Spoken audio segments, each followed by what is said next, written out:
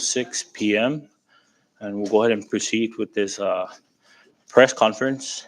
Once again, good afternoon, and just to introduce the members that are in here this afternoon, we have to my right is the Vice Chair for Ways and Means, Representative Karina Magosnia.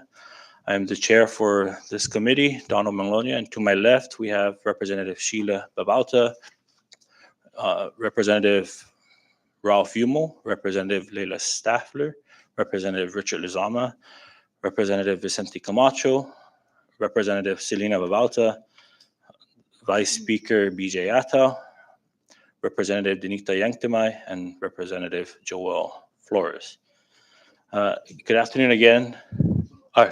Joel Camacho. My apologies. Good afternoon again, and thank you all for being here. The Ways and Means Committee has scheduled this press conference to go over actions taken by the committee and to clear up some of the misinformation that is being spread around by the administration. We would like to put out the facts and let the people decide who is telling the truth. The committee was committed to making tough decisions. And we all acknowledge that the decisions we made were difficult, but we were always acting in the best interest of our Commonwealth. The members before you will give you a breakdown of the deceptive tactics the administration took to try and divide us. But before we get into that, I want to briefly talk about the main objectives of how we approached the budget.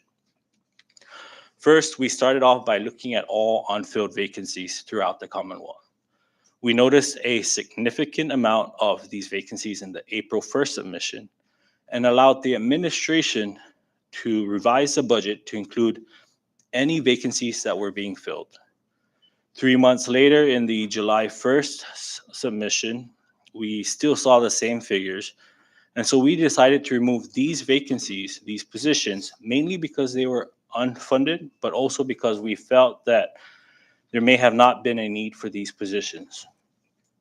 Secondly, we wanted to ensure a clear identified source of funding that was allocated to cover the retirees' 25% pension and the Medicaid matching, which was done through the general fund, because these cannot be covered by the ARPA funds. After these two issues were addressed, we simply took what was left and allocated to all remaining personnel and divided up these funds by going through each department and agency that the committee felt needed operational funds in order to provide services to our people. During our budget hearing with the Secretary of Finance, the committee was assured that when we got the revised budget submission, operational funding for departments and agencies would be addressed. However, that was not the case. What we found was that the operations budget were still zeroed out, and we could not, in good conscience, pass a budget that provided nothing at all for operations. The committee was then challenged to identify funding and provide funds to each agency so that they have something to work with. Prior to the ARPA funds coming into the CNMI, I introduced legislation that would require appropriation to be done through the legislature. This is what many states throughout the U.S. have done. We continue to maintain that the legislature has authority to appropriate these funds, especially if it has been identified in the budget submission. Volume 4 of the budget submission identifies ARPA funds that will be used for the upcoming fiscal year. And so the committee basically used those funds and reallocated it to come up with a budget, with a wholesome budget. The reason we did not pass the budget earlier on is because the committee took due diligence to ensure that the information we received is accurate. One example being that it was the legislature that alerted the administration of the overpayment that was set aside to the settlement fund, which in turn freed up $3 million that we were able to allocate towards the agencies that needed it the most. In addition, it has always been a practice for the legislature to identify the areas in which compact impact funds were to be allocated. But it was not mentioned anywhere in the budget submission where to allocate these funds. So the committee once again took the reasonable approach and allocated these funds to the agencies that worked with the people whom these funds are meant to assist. The administration accuses the House majority of taking several actions that are unconstitutional. However, this is just the Tourist administration's attempt to discredit the work that was done and the research that we took to ensure that our actions were within our authority, as members will later explain. And before I hand the floor over to the Vice Chair, I'd like to also welcome the presence of Speaker Edmund Villagomez. And so at this time, I would like to hand the floor over to the Vice Chair. Thank you, Chairman, and welcome, media partners. Hafade and Faisho Totomaranas, Sidus Maasi and Gilisto for tuning in. This press conference today is of great importance to ensure that our people hear the other side of the story, because we all know that there are two sides to every story. So here's our story. Before I begin, though, I have to admit that my initial reaction to how I want to respond to the governor, after hearing his weekly briefing on KKMP last Friday, in addition to what has been printed on local papers this week, including today's, was not good at all, because my response would have been filled with lots and lots of strong emotions. And most would probably view it as inappropriate and unprofessional. But I was so tempted to call him out on his childish behavior and say this to him: Por favor, Governor, basta mamababa, gay mamalo, za basta mamababang podgun. Sa timanugaganduit ni linala itaw tota. Often na probetsu esti pagu ni manggayihit ni man no it back and forth with esti na problema. And we can all conclude on what that answer would be. However, I quickly realized, refocused, and reminded myself that I am a sitting Congresswoman. Why? Because the people of Precinct 3 believed in me, trusted me, voted for me, and expect me to conduct myself accordingly, represent them proudly and honorably, and most importantly, uphold the law of the land. Therefore, they don't deserve this kind of representation. And for that reason, I will contain myself and my emotions and be the leader and stateswoman that my dear people of Precinct 3 so deserve. So here it goes. Governor Torres, our people deserve the truth, the whole truth, and nothing but the truth. So please, I humbly ask that you please stop the lies and stop misinforming them about the budget, because they deserve better. And I know that you know that they deserve better. It's not fair to our people, and it's definitely not fair to us legislators. Your accusation about the House passing an illegal bill is simply unfounded, baseless, and have no merit. And I don't know about you or the rest of the members here at the House, but I personally would never, ever engage in such illegal acts that would place me in a precarious situation, jeopardize my livelihood, and most importantly, risk losing my freedom and be taken away from my children, because that's never going to happen.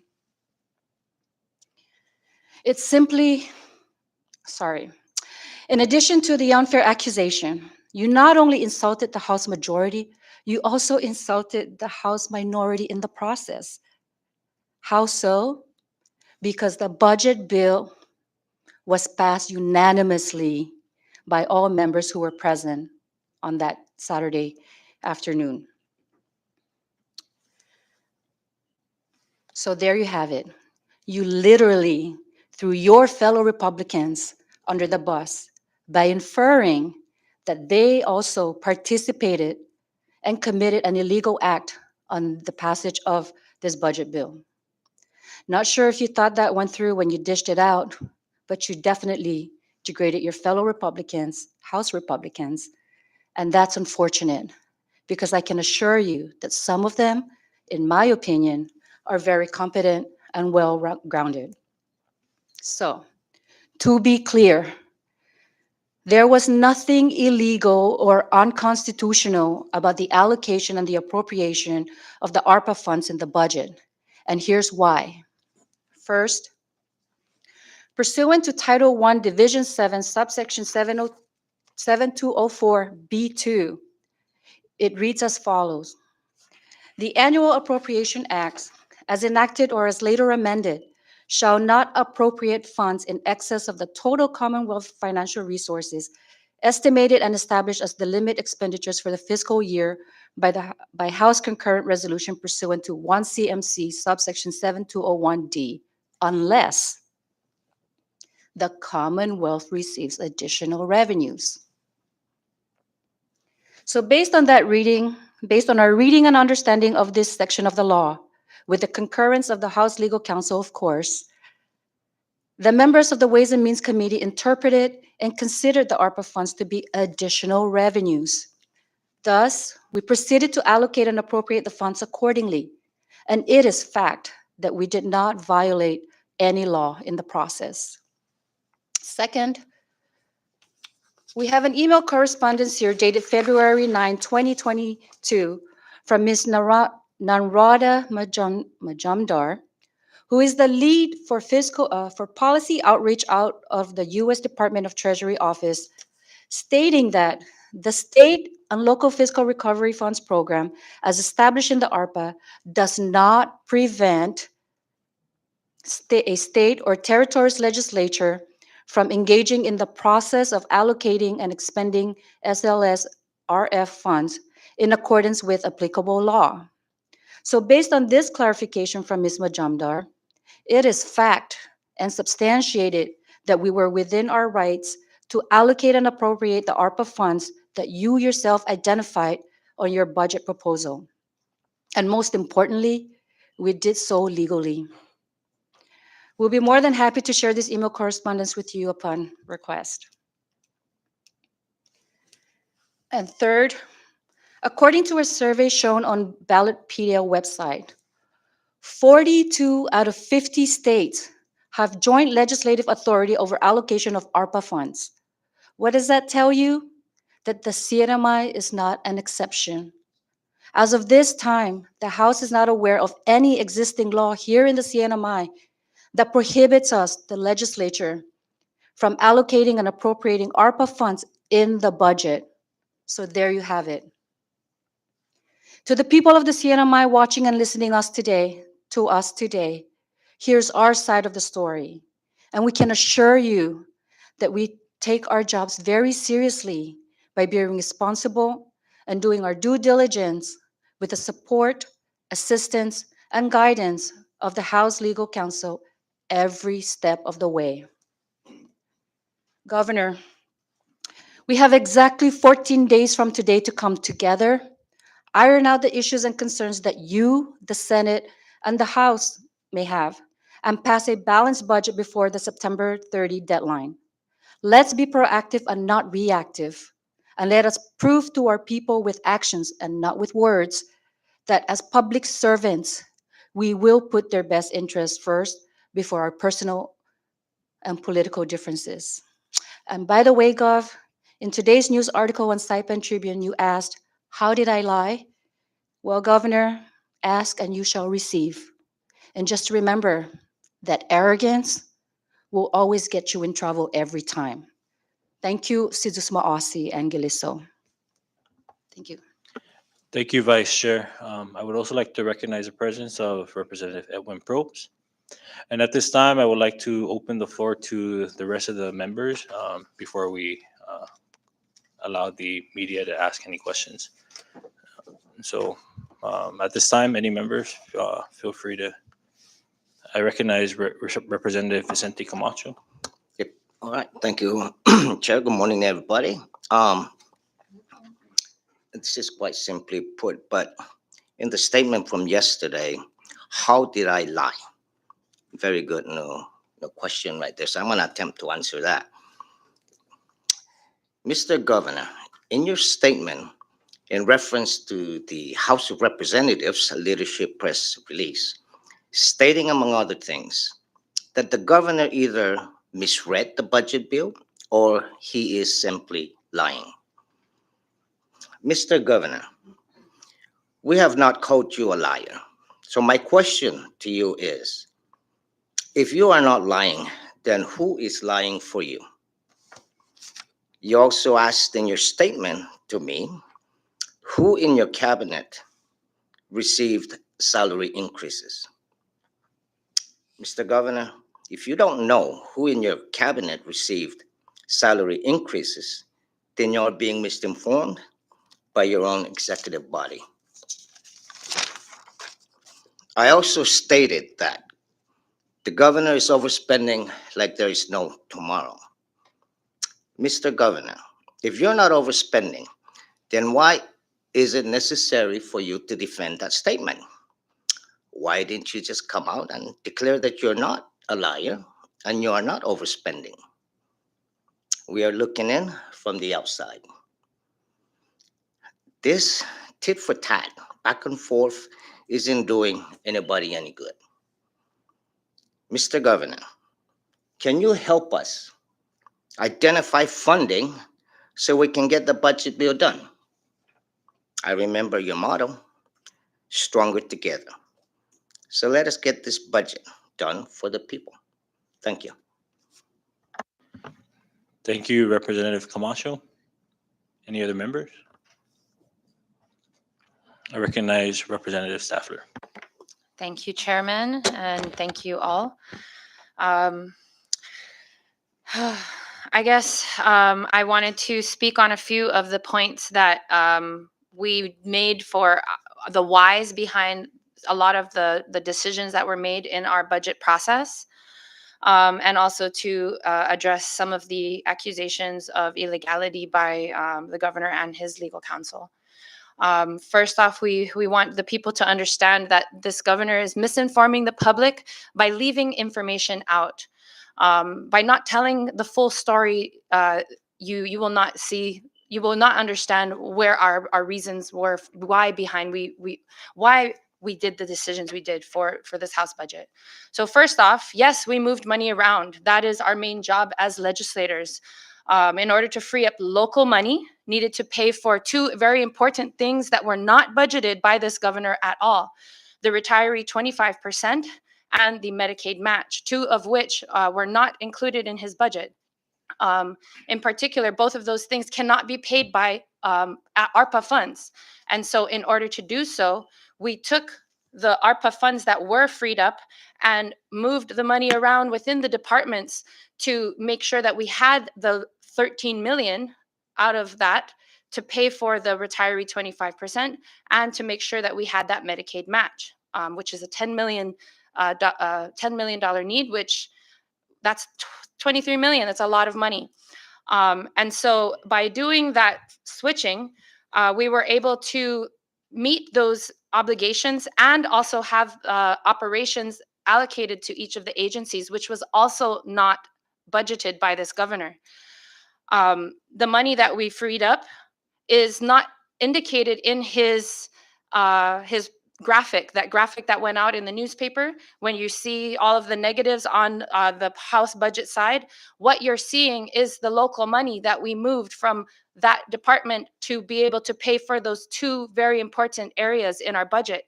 What is not being told to the public is that what was replaced to make sure that those negatives go back to positive is that we used ARPA money. They're claiming that we don't have the authority to use ARPA money to do that kind of process. But as stated by our colleague, Representative Magofnia, in Title 1 CMC Section 7204 Part B, it is actually an allowable process for a legislature to do. When there is additional revenues, the legislature can appropriate it. In addition to that, I wanted to also point out that when the Secretary of Finance was asked about this glaring omission, his answer was that any ARPA allocations from this fiscal year would roll over for operations in the next fiscal year. This is what he told us during the budget deliberations in between April and July.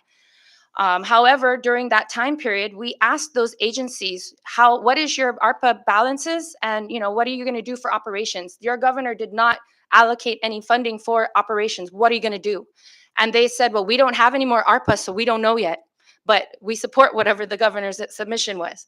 And because we knew that it's so important for our agencies to be able to serve our people, they need to have an operations budget. So after hearing that over and over again in each of our budget hearings, we knew that when it came time to breaking the money down, we needed to make sure that we give them something to be able to run their offices. When we asked the Secretary of Finance for a detailed list of the ARPA balances, we couldn't get that from him until we did the subpoena ducis tecum, which he finally did give us. But when we look at these numbers, which honestly they're not even labeled, I'll refrain from talking more about that. But the documentation that they provided for us, we feel is woefully incomplete because it doesn't jive with what we heard from the agencies during the budget hearings. And so for that reason, we definitely don't really want to just stand on these numbers alone. How are we supposed to be data-driven decision makers if the data we need is not shared and it's not complete, and especially if it is possibly incorrect? We know that this governor conveniently left out information from the House version of the budget, which included the ARPA allocations. The Secretary of Finance said so in yesterday's Senate budget hearings that they held, that they did not include the ARPA balance for each department because they were still finalizing the available resources. So basically, they submitted an incomplete or illegitimate budget in April and in July because they didn't actually include that information. So how are we, as the deciding body for budgets, supposed to make our decisions in a way that is driven with data behind it? And to make two final points, colleagues, I'm sorry I'm going so long. We also want to address the allegations made by the governor and his legal counsel, Gil Burnbrick, that including tax legislation with this budget bill is unconstitutional. One only has to read Title I CMC 7204 Part B number 1 of the Planning and Budget Act to show that annual budget appropriation acts shall not appropriate funds in excess of the concurrent resolution unless the legislature approves additional taxation. The House unanimously voted to approve additional taxation for this bill, and on the advice of the governor's very own Secretary of Finance as part of his proposed budget submitted on April 1st. Perhaps he forgot what he submitted. On page 4 of the behemoth submission that was given to us as the annual budget, right at the top in the beginning of the governor's communication, was a letter from the Secretary of Finance, numbered SFM 2022-093, to Ms. Nadia Benjamin, the acting SA to the Management and Budget Office, where the SOF refers to the Governor's Council of Economic Advisors 2021 annual report that includes information from the Fiscal Response Summit of 2020 that recommended this very solution as a revenue-generating measure to raise taxes on sugar-sweetened beverages and tobacco.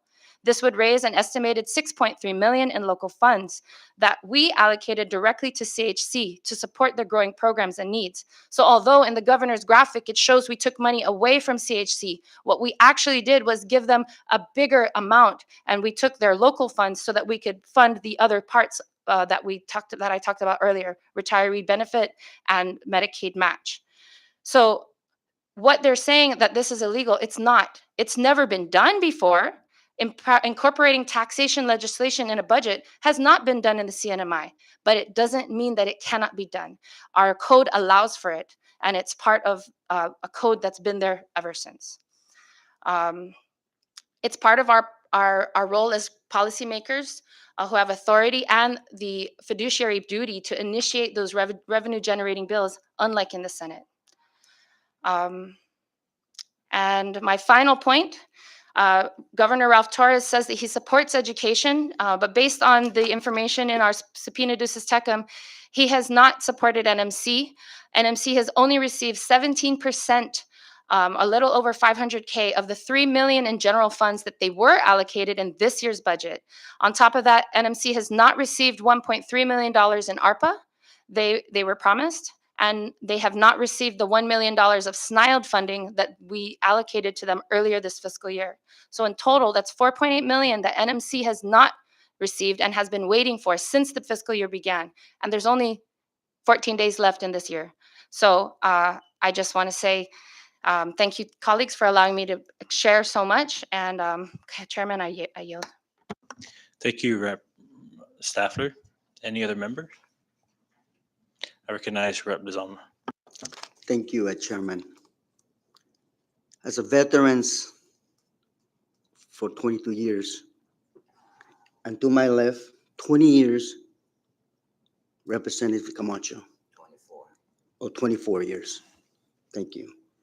And to his left, a dependent wife of Lieutenant Colonel, former Congressman Franklin rages about that. For what the governor has stated, that we drop or we lower his proposed funds for the fiscal 2023. We are here. We defend the veterans. If you look at it, Governor, your proposal was 286,838. The House passed for 297,000. Is that telling you that we drop? Do you know how to do the math? Governor, basta mamapodgun, por favor, o napuputi todi I publiko ginauzong. Babay corazon mo, da basta mamababa. And mamaisino para Lieutenant Governor, Governor's House debate, it's Munzagwiza Governor. Binakomprende Izago, Governor. You used to be my best friend. But I still love you. I yield back. Thank you. Thank you, Rep. Lizama. Any other member? Recognize Rep. Yanktamai.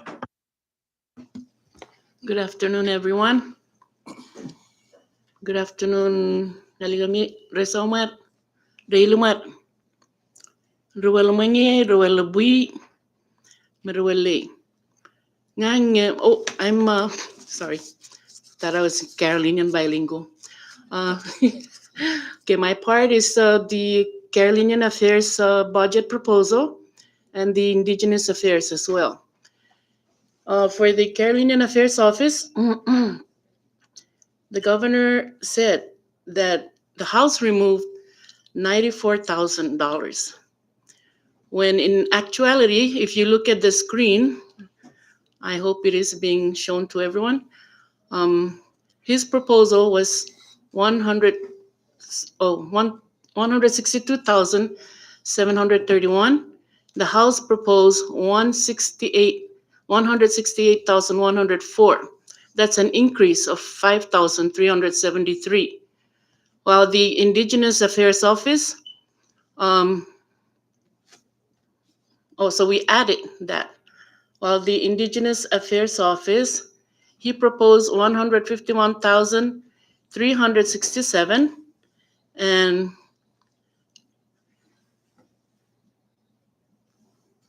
okay, and we had 147,873. If you see the red there, the red is actually an increase to their operations. That red there, 3,494, was taken from the unfilled vacancy. That's how their budget for operation was increased.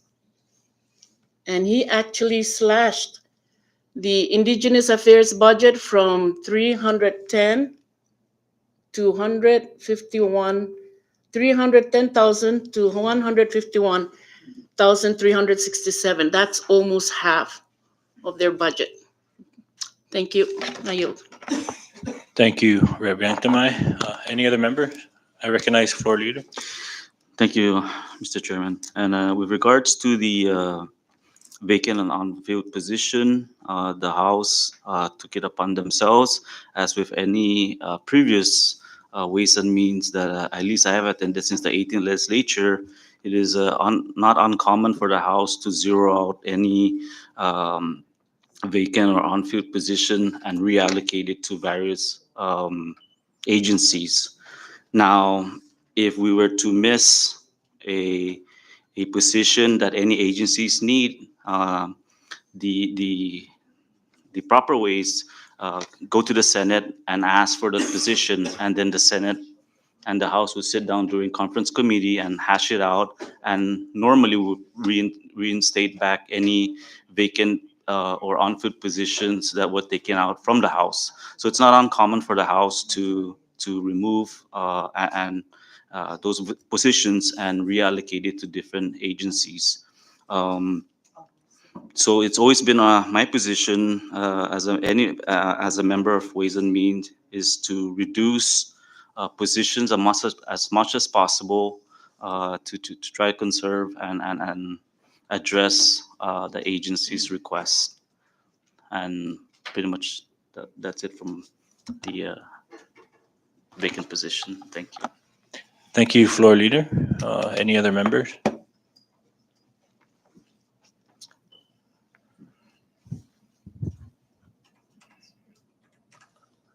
Recognize Rep. Zabalta. Thank you, Chair. Good afternoon, media friends. Thank you for being here. In addition to everything my colleagues just stated, I just wanted to reiterate and emphasize that the budget process is long, and it has taken this committee months to host hearings, meet with agencies and departments, receive the revised budget, deliberate, and so forth. So it would be inappropriate and irresponsible to share only certain parts of the budget. And that's what's happening very publicly. And the pieces that this administration, that the governor chooses to share, has really caused a lot of division. It has caused our community to become very emotional and upset about the budget with just pieces of information. So we're here today to answer your questions. I look forward to answering questions because our community needs to understand and see the entire picture of the budget. For example, the governor did not choose to share that in his budget proposal, he wanted to increase the salaries for cabinet members and for appointed officials for the second time. And that's something that the House did remove from the budget. It was over $880,000. And that kind of information is really crucial to identify the kind of leadership that we're under. So in today's press conference, I really look forward to sharing information and hearing from this committee and hearing from our press so that we can help the community become more reassured with the leadership from the Ways and Means Committee. Thank you, Mr. Chairman. Thank you, Rep. Zabalta.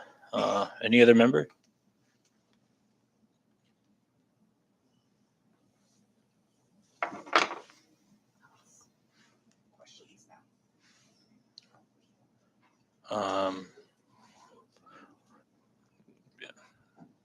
We have Rep. Selena Zabalta up next.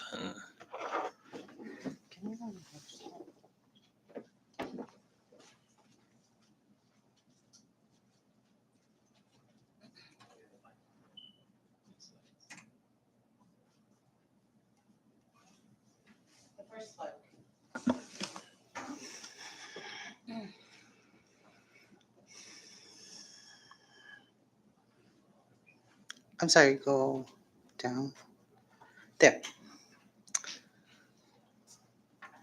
I wanted to talk about the governor's untruthfulness about how the House of Representatives gave themselves 1.2 million.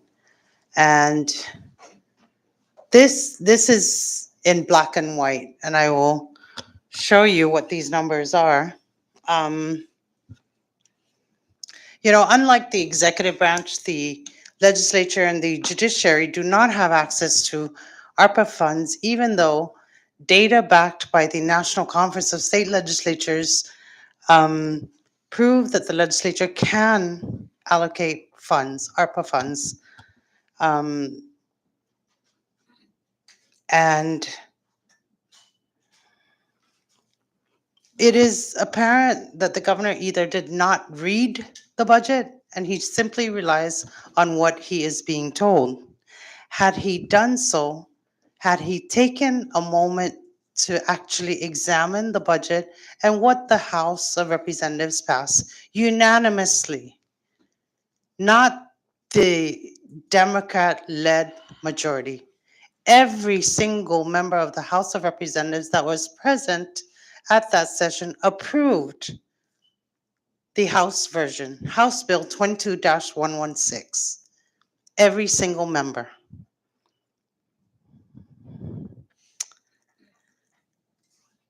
And like I alluded to earlier, here it is in black and white. What the current budget states, Public Law 22-08, it allocates 9 million, a little over 9 million for the legislature, the entire legislature. We actually took a $345,000 cut this fiscal year, or in the upcoming fiscal year. And that is in the bottom portion of that slide under House Bill 22-16. We reduced every single member of the legislature, including the Senate, their office allocations by $5,000. And other cuts were made as well to the legislature. The governor, during in his FY23 proposal, did not allocate any ARPA funds for the legislature. So all of this is coming from the local revenues. We were trying to match our level, our current level for this fiscal year, but we knew we needed to make sacrifices at the legislature. So we did. We were responsible, and we took a $5,000 cut, and we all agreed to that, including the minority members who are not present here today, by the way. Next slide, please. And as the vice chair alluded to, this is data and is backed by the National Conference of State Legislatures. In a survey conducted last year, they have found that 8 states have executive decision rights over ARPA allocations. 6 states have total legislative authority over ARPA funds. 34 states have joint legislative authority. So for the governor to contend that we do not have any authority over ARPA funds is simply untrue.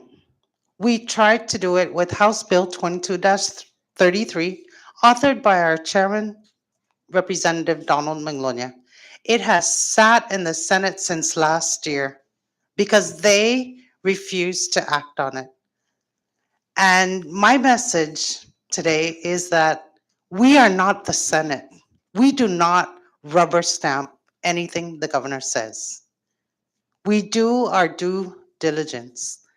And as to the $20 million that was returned from Medicaid, because let me explain a little bit and put it in layman's terms.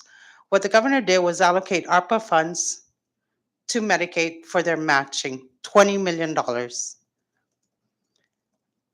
The United States Treasury said you can't do that.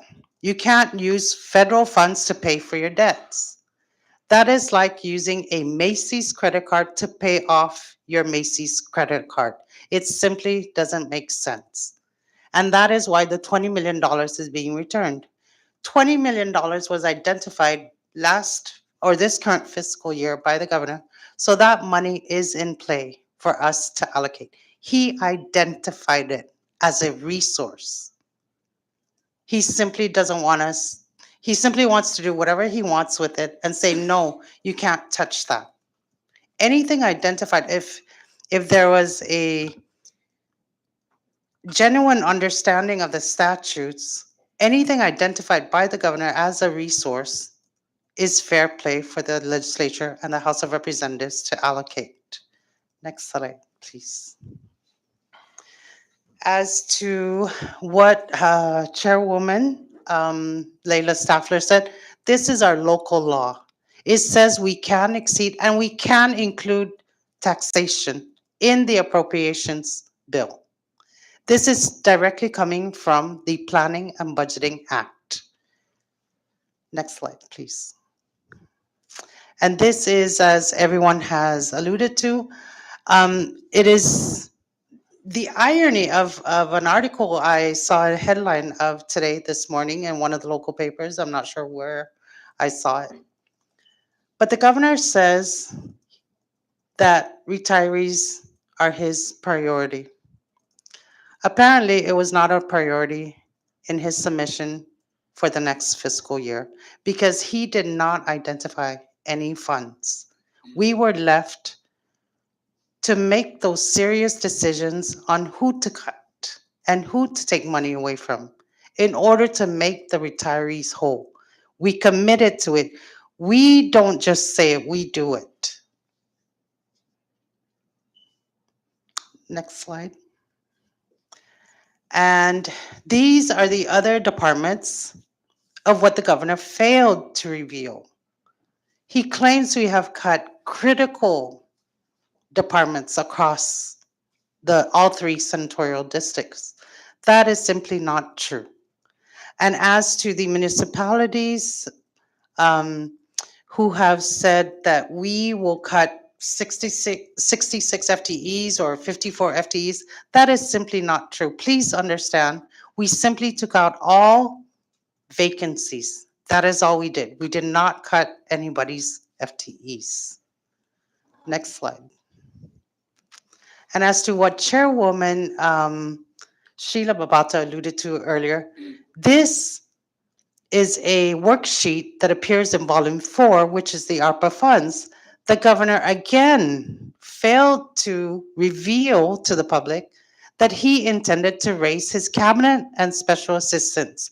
All of this will be provided to the media today in the spirit of communication, open communication, and transparency. Next slide. And there's a whole list. It's a 3-page worksheet at the end of Volume 4 of all the selected cabinet members and special assistants who the governor thought was worthy of receiving salary increases. And I want to take note that the largest salary increase we saw, proposed salary increase, goes to the Secretary of Finance. The governor proposed a $30,000 increase on top of his base salary. Next slide. And this is just part of the last page of the cabinet members' proposed salary increases. And I yield, Mr. Chairman.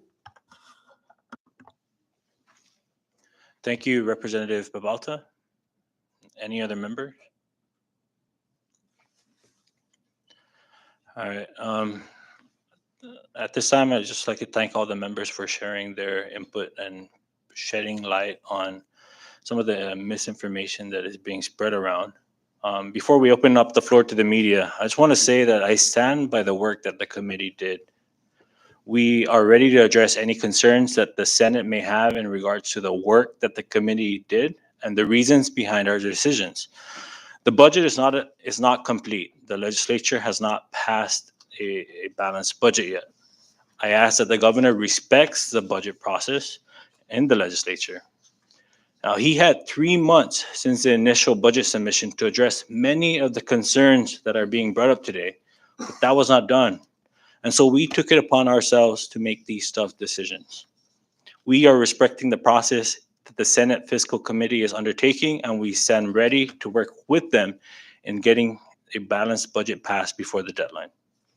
Now, we all know that this is a general election year, and while some of us may not be here next year, we are taking a responsible approach in making sure that the next legislature, as well as the next administration, whomever that may be, works with a budget that is transparent, responsible, and takes into account the preparation for the fiscal cliff, and that is when ARPA will run out. And so, thank you for tuning in today. Thank you for the viewing audience for your patience and understanding. And with that, I would like to open up the floor to our media partners for any questions. Thank you.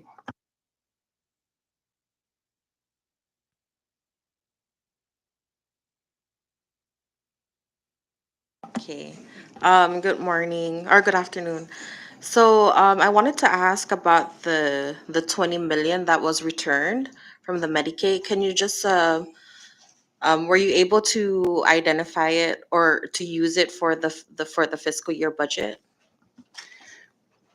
Chairman, if I may. Briefly, we redistributed that. That's what transpired with that. So it's incorporated into all the other different department and agencies because the governor submitted a budget that had no operational funds for any of the government agency. A lot of the CNMI wide, he didn't provide operational funds for Tinian. He didn't provide operational funds for Rhoda, and many, I would say about 95% of Saipan departments and agencies has zero funds for operations. So we redistributed that 20 million. Also, can I ask about the figures for this for the two tax provisions? I think if I'm not mistaken, it was mentioned that 6.3 million. Could you just elaborate on those figures and also compare it to what CHCC fund or what CHCC is allocated right now? It was an intention that the increase in tobacco taxes and sugar and sweetened beverage tax would go to CHCC. We know that even with what the governor had proposed, that just wasn't enough to cover the operational costs of CHCC. The governor, in the April 1st submission, the Secretary of Finance indicated that based on the fiscal response, the fiscal summit, that increase in these taxes would result in close to 6.3 million that could be collected from based on what is currently being collected for under these taxes. And so the increase that we had proposed, just the 2-cent increase or the $1 increase for the tobacco, just those increases alone would go to CHCC. Whatever is collected based on the current rate still remains within the general fund. Yeah. Thank you. All right, and my last question. So, is the House Ways and Means Committee thinking about amending the House budget, or are you standing by the numbers right now? Well, we already passed the House version, and so we are waiting for the Senate to act on their version. And until we get that, we don't know how we will proceed without seeing what the Senate will do to the budget on their end.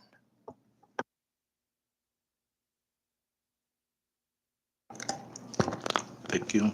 I have prepared questions, but basically you guys already answered most of my questions. So, but I'll try this one. So this issue about the legislature having authority over ARPA is not a dead issue. No, it's not. And so, like what Rep. Bavalta had mentioned, that the excuse me, the legislation that I introduced is one way to go about appropriating ARPA funds. The budget bill is another way to go about appropriating funds. The budget bill is where we suspend taxes, or in this case, introduce new taxes. And I think that the reason why they're calling it unconstitutional is because I don't think it has ever been done before. But in reviewing the budgeting act, the Planning and Budgeting Act, there is an exception to where we are allowed to introduce new taxes as well as additional revenues. But I think to add on, it's also what Brett Babauta had addressed earlier.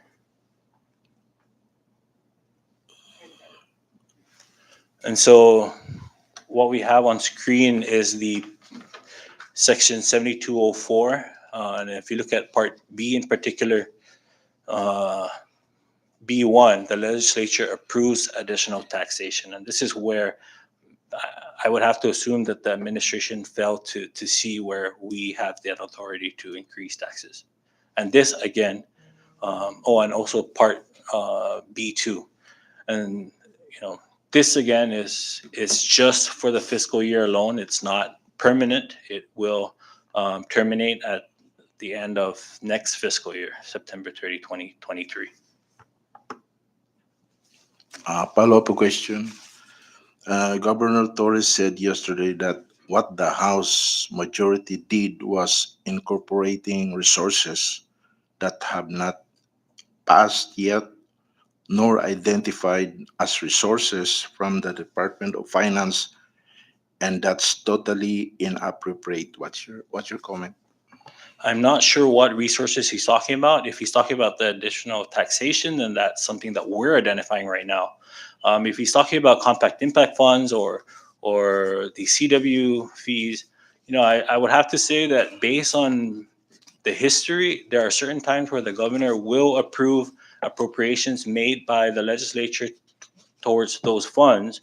And then it just so happened within the last 2 or 3 fiscal years, he's vetoed some of them. And so for example, compact impact funds. In the past, they've identified which departments will receive those funds. In this budget submission, it was very general. They just gave us an overall figure, but did not identify where these funds will go towards.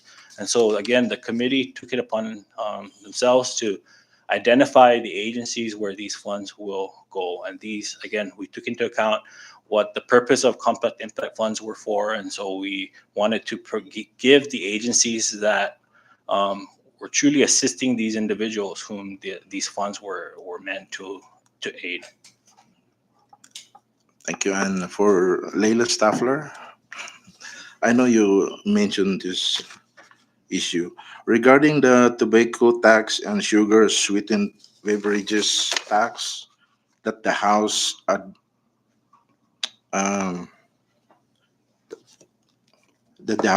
included in the bill. According to the governor, they were a little bit surprised that they means the majority of the House put that in the bill because that is unconstitutional also. That's according to the governor. If I could ask you to refer to this planning and budgeting bill, or this planning and budgeting act, it says very clearly that that the legislature can do this process if it is done during sorry. Yes, we can. It's very clear in this code that we can appropriate money, including taxation, if it's part of the budget. It says right there. I believe Burnbridge also mentioned that if you do that, you should make a separate bills. No, it says we can. Annual appropriation acts as enacted or as later amended shall not appropriate funds in excess of the total Commonwealth financial resources, blah, blah, blah, blah, blah, unless the legislature approves additional taxation. We approved it as a whole, and it's part of that bill. Thank you. You're welcome. Sorry, Freddie, I think just to add on, Rep. Babauta had something. Oh, I wanted to make clear that part of what Mr. Burnbrick said is true. We cannot introduce multiple subject bills. However, the annual appropriations bill is an omnibus bill. It is considered an omnibus bill. It has multiple subjects in it. And that is why we can include it, and it is embedded into the Planning and Budget Act in the statute. I also want to make a correction. Freddie, you alluded to earlier that the governor stated that the House majority. I want to keep correcting you guys. The entire members of the House of Representatives approved House Bill 22-116, the House version of the bill. So it would be totally inappropriate to say that it was the House majority that approved this. We certainly couldn't have done that alone without the consultation of all of our colleagues. And also, as the chairman alluded to, the tobacco tax and the sweetened and sugar drink tax has a sunset. It ends, as he alluded to, next fiscal year, at the end of next fiscal year, September of next year. It was a test to see if we could, and maybe future legislatures could make it a permanent statute. But we decided to just have a sunset provision and only put it into effect for 1 year. Thank you. Thank you, Rep. Bavalta. And just to add on to her comment about this being it was passed unanimously. The committee itself is made up of, all members. I mean, all chairs of the committee, all precincts are represented, all districts are represented. We have members from the House majority, members from the House minority. And so, this is a product from basically by the House, by every member, every group, every entity, if you will call it. And so everyone had a say in how this budget was being worked on, and how it was presented to the full body. And so the speaker, he had to amend the session call that week we passed a budget to allow all members, the opportunity to review the entire product and bring those concerns up when we acted on it in the House session on a Saturday. And again, the governor mentioned us passing this budget on a Saturday. That just goes to show that we work around the clock. I was here till 6 a.m. Earlier that week, ensuring that these numbers balanced. And so, I just want to just point that out and share with the public that this is a product of the entire House. And so, I hope that clears it up. Thank you.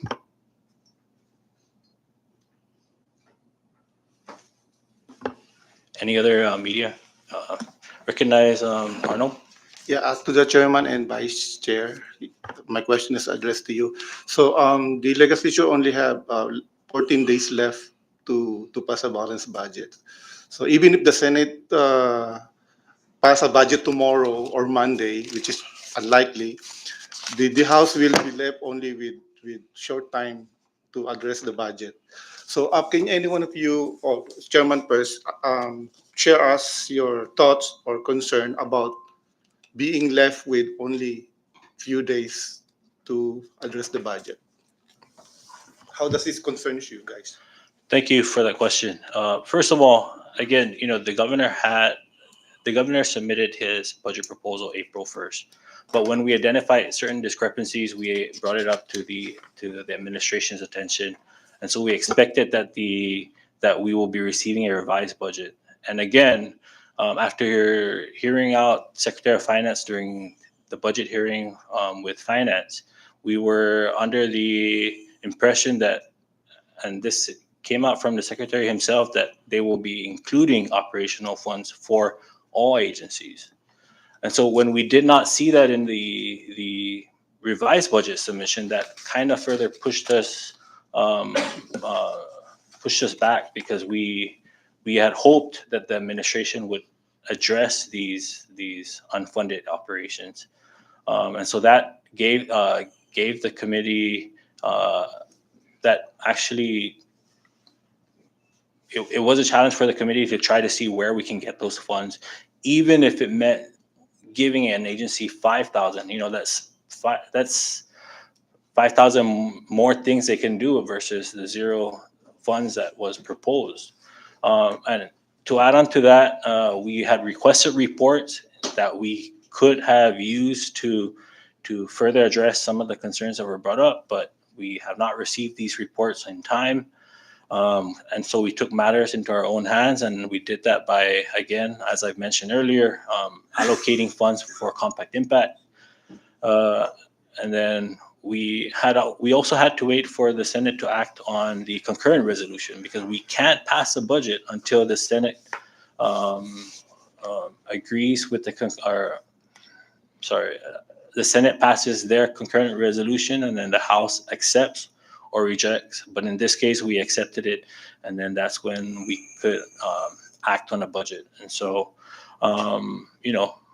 we hope, just like how the governor now is looking at the House version, we hope that he looks at what the Senate has done and, works together alongside us while we prepare while we work with the Senate if there are things that we need to address through conference committee. And so when it gets to the governor's desk, he can sign it without any concerns. But we hope that he follows along as well, just as we are now with what the Senate is doing with their hearings. And so if any other members like to chime in, I recognize. Thank you, Chair. And just to elaborate more to Arnel, is in the 21st legislature, when I was vice chair, I have full confidence we can work this bill in 24 hours or less. I work with the current fiscal affair at his house to 2 a.m, and we passed the budget without even going to conference committee. So I'm very confident we can sit down with the chairman of fiscal affairs in the Senate and hash everything out.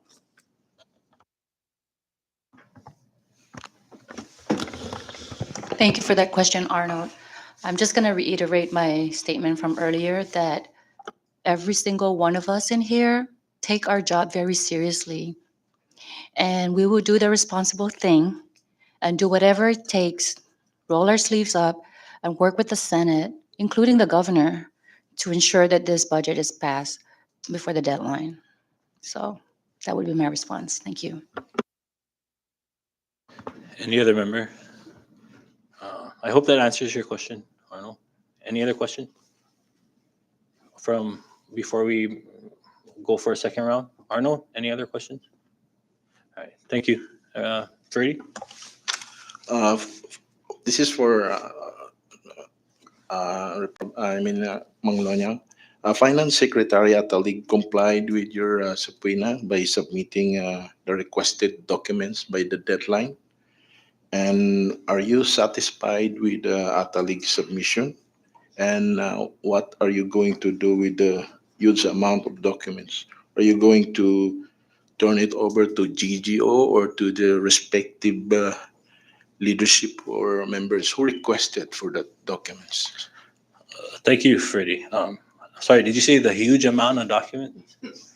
Is that what I heard? Rep. Selena has the documents that were submitted. Yes. It's not. So it's not that huge. It's not. The committee is still reviewing these documents. It will not be referred to any committee. It was brought up within the Ways and Means Committee. We are in the middle of the budget process, and so while we are waiting for the Senate to act on it, the committee will take a look at all the documents that were submitted by the secretary, and we'll address those issues in one of our committee meetings scheduled at a later time. But right now, while we wait for the Senate, this is something to keep the members busy in preparation for a conference committee, should that happen, or when we act on the overall budget bill. And so we just received that on Monday, and copies were made and passed out to the members on Wednesday. And so we haven't had the time to discuss it as a committee, but each of the members are reviewing what was submitted. Sorry, I thought it's boxes of documents. We thought that was what we were going to get, because we scheduled a deadline for 10 a.m., but we didn't get it till 3:59 p.m. that day. Recognize Ms. Sally. All right. So, I'm going over a lot of the budget talks, and I recall the governor and the finance secretary stating that, they've urged lawmakers to create revenue generating bills that will, help fill the gaps in this budget. And I know I've asked this to Rep. Selena Babauta before. So, but yeah, this question is open to anyone here. Just, what is your response to these statements? I made one this year and it got vetoed. I worked with the Department of Commerce about it, and it still got vetoed. And so I think that maybe he should consider not putting politics involved and vetoing good bills that would be revenue generating. This other one that we did is also revenue generating, the taxation, although it does have a sunset. I know that many of us also have other revenue generating bills that are coming. And honestly, I kind of anticipate them getting vetoed, even though they're probably really good bills. But we are attempting to. And it's not our only focus, but that's definitely one thing that they keep reminding us about. And just to add on, I mean, the tobacco tax bill is in the Senate right now. That what we basically did in this budget bill was mirrored what was in, I believe, Rep. Sablan's bill. It passed the House and now sits in the Senate. It proposes the same thing that we're doing here in the Budget Act. And so that's also sitting in the Senate. I know there's a couple of bills that was passed in the House, and then there are still some more that we have in the committee that we'll be acting on as soon as the budget is passed. And so those will be, those are forthcoming. Thank you. And I'd also like to add to the revenue generating bills, right? Because it doesn't matter how many revenue generating bills we introduce and is passed and is law.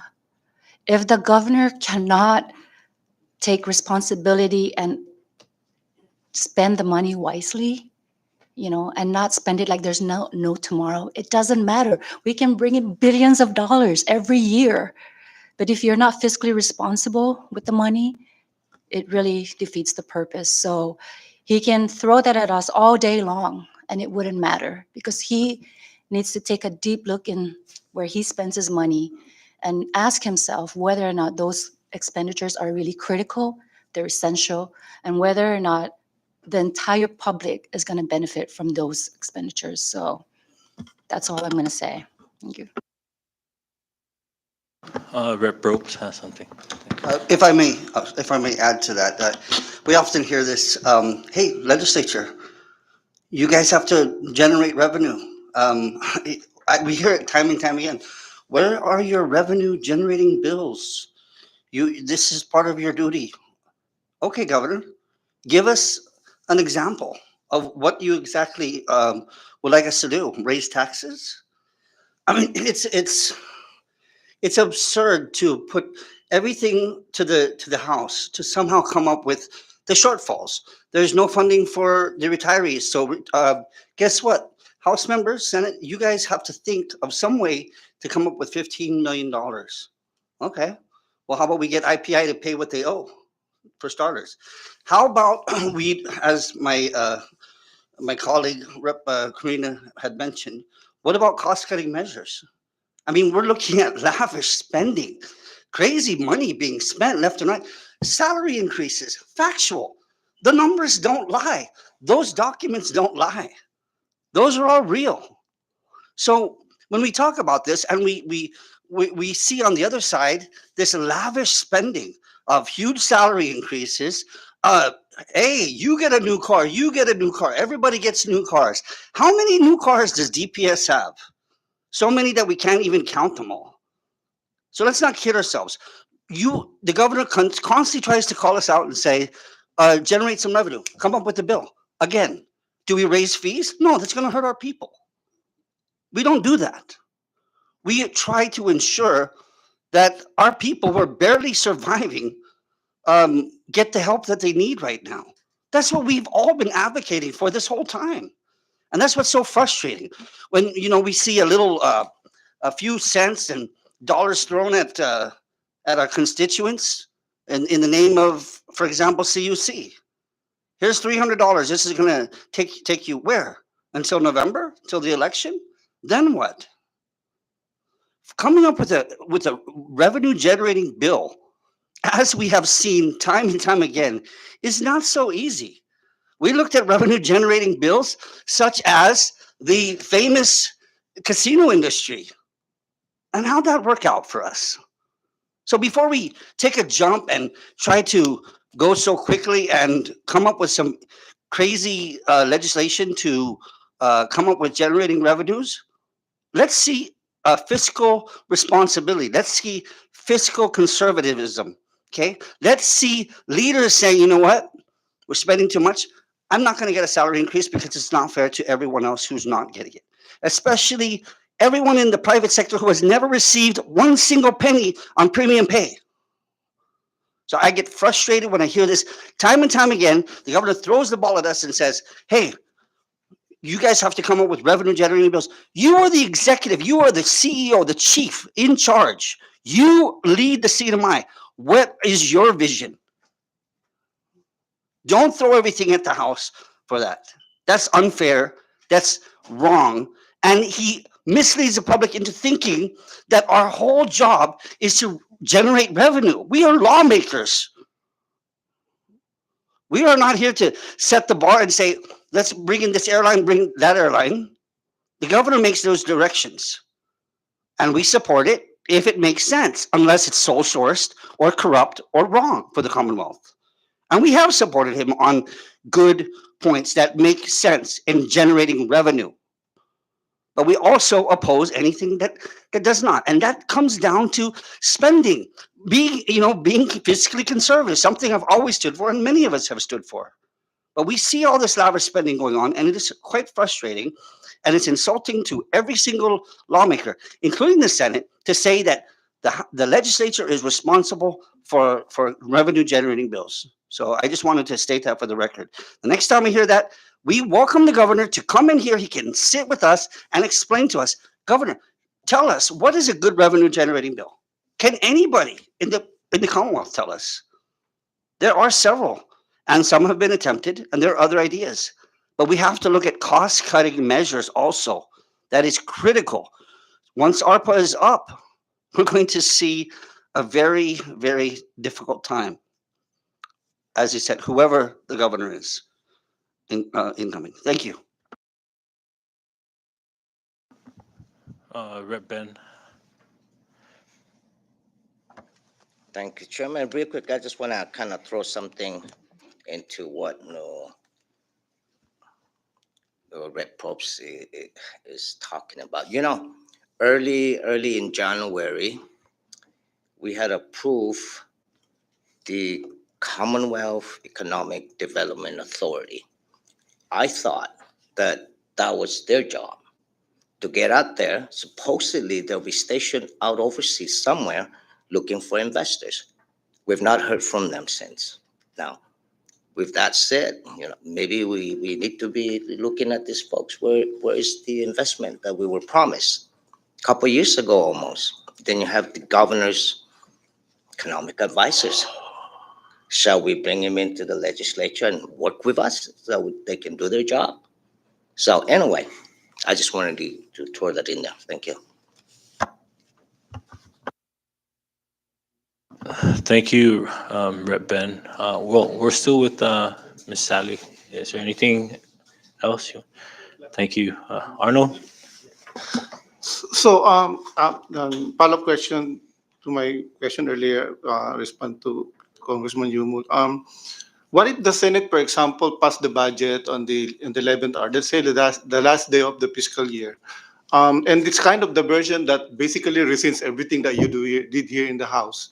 How would you respond to the Senate's version in 24 hours? My whole point is I've worked with the Senate President during the time, who is currently the Fiscal Affair Chairman, and we work pretty good. So I don't see any issues. If there's if it's a total substitute, then maybe it will take longer. But my whole point, is basically I can work with the fiscal fair chairman. How would you respond in the Senate's version? If the version of the Senate is basically totally different from what of the House product. In, let's say, in the last minute, for example, you have only like few days left, and the Senate's version is totally different for you did. How would you respond to that version? Well, I mean, prior to the Senate acting on the budget, right, they would have to post notice 3 days prior. And so we can have that time to review their version and try to see where can we meet in the middle between their version and ours. Again, we have been following the Senate budget hearings, and so we are, in a sense, prepared for some of the stuff that they might be doing over on their end. And so um, during the 3 day period between when they when they pre-filed their version and when they'll be acting on it, the House can start working on understanding their actions and see how we can address them and come to an agreement. I'd like to recognize the Vice Speaker. Thank you, Mr. Thank you, Mr. Chairman. I think that's a fair question, Arno. But the media outlets were here during the last budget of the 21st legislature. We worked and we finished the budget within, I think, less than 15 hours. We finally passed the budget. Both houses passed the budget at about 11:59 p.m. And the administration signed the budget bill at like 4 or 5 a.m. just to meet the deadline of the opening of business hours on October 1st. So I think we're able to do that. If you really look at this budget, there's only a $33 million difference between what the administration is saying and what the House version is.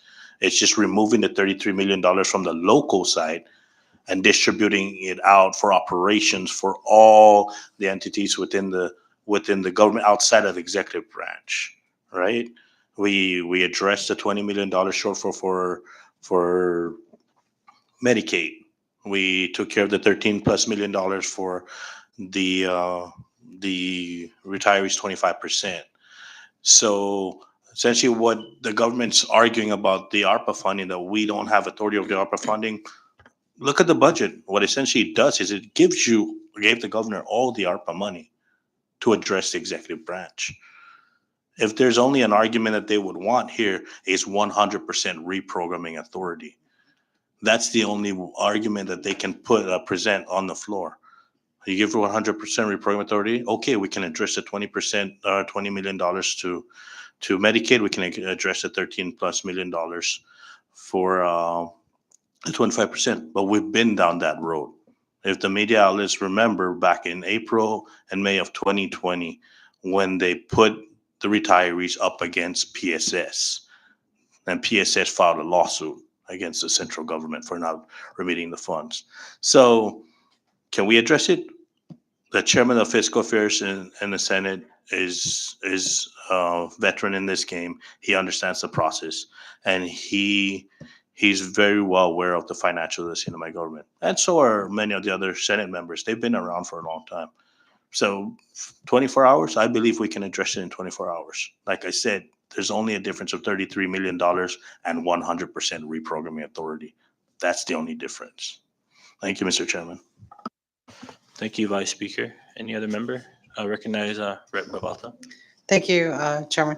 What I just wanted to add to these comments by the Vice Speaker is that this press conference initially is just to dispute the governor's misinformation.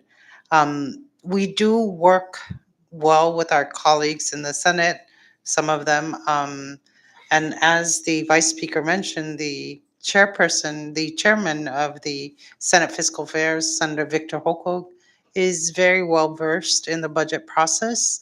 And if the Senate disagrees with the House version, then the process is to go into a conference committee with the Senate. They will appoint who they want to be members of that conference committee, and the House will also appoint who will be members of that conference committee, and then those members debate on and negotiate on whatever disagreements they may have. That's all. Thank you, Rep. Bavalta. I hope that satisfies your question, Arnold. Any other media partner? All right. Again, I just want to thank all the members as well as our media partners for coming out this afternoon and hearing our side. And again, as I stated, we stand ready. We are waiting for the Senate to act on their version of the budget, and as soon as that gets passed in the Senate, we will start working with them on trying to see how we can meet in the middle if there is a significant change. And so with that, again, to the viewing public, you've heard our side. The members are very accessible. You can find them on most social media platforms, and our offices are always open. And so please come by and talk to your representatives to get further clarification if it wasn't addressed today. And so again, thank you all for your time, and thank you for viewing, and thank you for coming in.